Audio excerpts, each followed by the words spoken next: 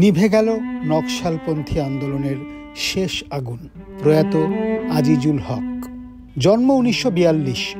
17 বছর বয়স থেকে অবিভক্ত কমিউনিস্ট পার্টির সদস্য।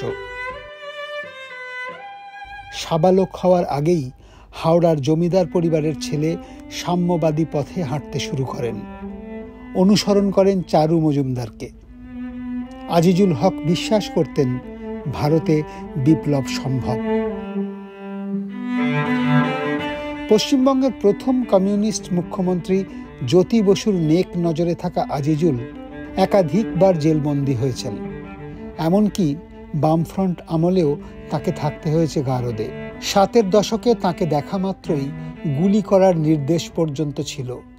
85 বছরের জীবনে প্রায় 2 দশক কাটিয়েছেন সংশোধনাগারে।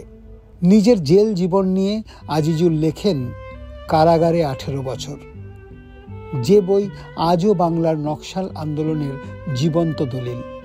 তার লেখা লাশগুলো সব কথা বলে রক্তের টানে 3 পুরুষ পাঠকের পছন্দের। আজিজুল হকের প্রয়াণে ফুরিয়ে গেল এক কবি, চিন্তক এবং মুক্তমনা লেখক। বার্ধক্যের কারণেই দীর্ঘদিন থেকেছেন অন্তরালে। দিন কয়েক আগে বাড়িতে পড়ে গিয়ে হাত ভাঙে আজিজুলের। ভর্তি করানো হয় একটি বেসরকারি হাসপাতালে। 21 জুলাই সেখানেই মৃত্যু হয় আজিজুল হকের।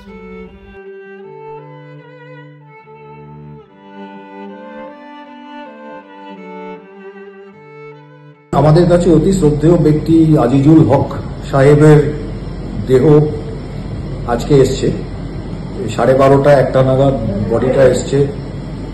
এসে আমরা সেই বডিটাকে রিসিভ করেছি with due regards and respect. সেই বডিটা যা যা করতে হয় প্রসিডিওর সেগুলো অলরেডি স্টার্টও হয়ে গেছে এবং সেটা করতেই হবে, কারণ সেই বডি আমাদের কাছে খুবই দামি এবং স্টুডেন্টের কাছে আরো দামি। ওদেরকে তো শেখাতে হবে এবং যাতে সেই প্রসিডিওরটা হয়ে গিয়ে যাতে সেই বডি দেহটা মানে স্টুডেন্টদের শেখানোর উপযোগী যত তাড়াতাড়ি হয় ততই ভালো।